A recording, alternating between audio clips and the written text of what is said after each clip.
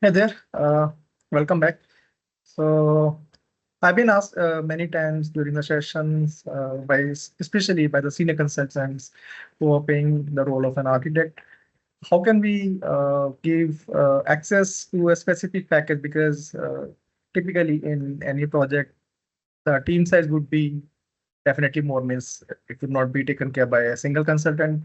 The team would have uh, many CI consultants basically. So how can we restrict the package level access to some set of consultants?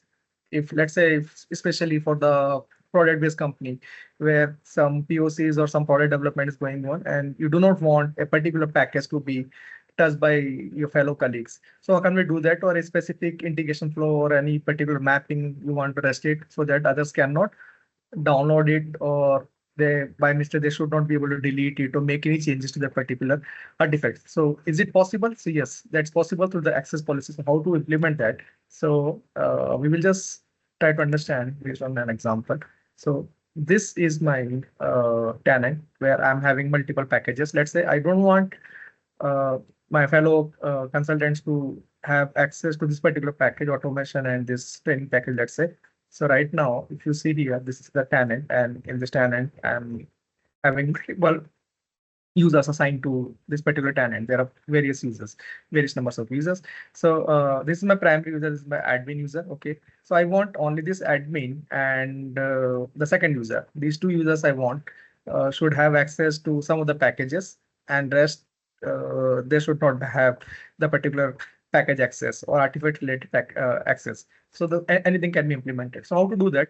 So you have to come to this monitoring section, and under the monitoring, when you come, there is a dedicated tile for the access policy. So here we have to create an access policy. So before creating an access policy, so basically it's a two-step process. So some activity we have to do at the BTP level at the cockpit, and some configuration we have to done at the CI. So at CI, we have to come to this particular section, manage access policies. So you will come back to this section later. First, let's go to the cockpit. So what you have to do? First, we have to create a role over here. So we have to create a custom role. So how to create a custom role? When you click here and the role, so keep on scrolling, click on more, and one more time. So here you will see a create role option will be there. Okay. So I have already created a role with name CA Rustic. Okay. Otherwise, you can just click on this create role and you can give a name of your role and some description, and it will take reference of this template. Okay. So let's consider that we have already created a role. So after creating a role, we have to give a static name to this role. Okay. And this same static name we have to assign while creating the access policy at the our cloud integration. Okay. So if you see here the name, if I click on edit. So here you have to give some name. Okay. The same value you have to basically the same value you have to use, or the same description, basically not description, the exactly that ID you have to use it again at the manage access policy while creating the policy. So the same name automation.pack.access. This is what I have created here. Okay. So after creating this role, then what you have to do? You have to create a role collection. Okay. So what is role collection? A role collection will comprise your role plus the users which we want to give this particular role. So we have to assign this role collection to the user as well. Okay. So I have already created a role collection. Okay. So you can just click on this create and you can create a role collection. So I have already created a role collection, PRST. So we'll just go inside this so that you can understand. So what you have to do? So once you are inside your role collection, you have to click on add it and you have to add the role. Okay. So like this, you will find a entire list. Okay. So since we have already added this particular role, so this is already added CI_ST. This is what we created at step 1. Okay. And after creating this role, then you have to add the users here as well. Okay. You have to add the users. So I will just refresh it. Okay. So what will happen once you add the users? So those users will be assigned with that role collection. Okay. So since I have already added the role collection to these users, so this is my main admin user. If I come here and if I search for PI underscore restrict. Okay, so this is what the role collection for restricting access to automation package. And so, okay, same way, the same role collection I have added to the other user as well. Okay, so to this user also I have added PI restrict. Okay, so if I come here, you can see under this role collection, these two users are added and this role is added. This is what only you have to do. Once you are done with this, then again, same name, that static name which we have created, this using that same static name we will create. Just click on this plus icon and just give that same name. Okay. And once you are inside this access policy, the same, then you have to give the references, means what all the artifact you want to implement with that access policy. So you have to click on this plus and then you have to choose what basically artifact you want to choose. You can restrict it based on particular package as well. The package itself, you can, whatever the artifact inside the package, you can restrict at the level of package as well, or specific integration flows as well. And even you can also implement integration flow with some regular expressions. Okay, so that also we can implement it. So I have already added some of the references. So if I just click on this pencil icon, so you will see here integration flow with this particular name. Okay, same way, this particular package automation. So what will happen? So if I go inside this automation package, so right now this access policy is assigned to this particular user. Okay, if you see here, hover around it, you will see the name of the user.